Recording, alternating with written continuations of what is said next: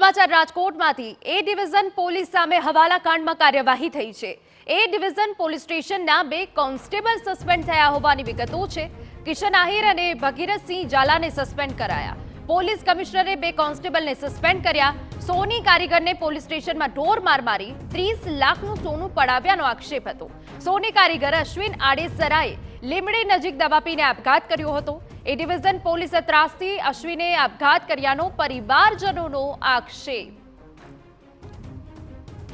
સંવાદદાતા રોનક મજેઠિયા વધુ વિગતે વાત કરવા જોડાયા છે। રોનક, પૂરી વિગત।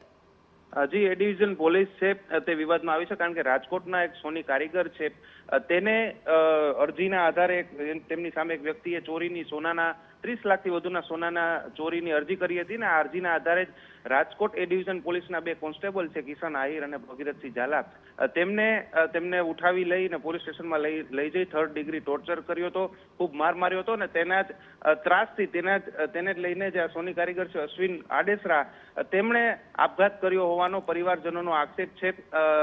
તે હતો ને તેને લઈને કેટલાક દિવસથી એ ડિવિઝન પોલીસની કામગીરી પર પણ સવાલ ઉઠી રહ્યા હતા કારણ કે તેમના જે મૃત છે જેમને લીમડી નજીક જે સુસાઇડ કર્યું હતું ને સુસાઇડ નોટ પણ લખી હતી, તેમાં આ પોલીસ કોન્સ્ટેબલોના નામ હતા, પોલીસના ત્રાસનો પણ ઉલ્લેખ હતો અને જે અરજી જે વેપારીઓ તેમની સામે કરી હતી તેમણે ખોટી અરજી કરી હતી તેવો પણ ઉલ્લેખ છે તેમાં હતો ને હવે અત્યારે આ પોલીસ કમિશનરે જે ભગીરથસિંહ ઝાલા અને કિશન આહિર નામના કોન્સ્ટેબલ છે તેમને અત્યારે સસ્પેન્ડ કરી દીધા છે।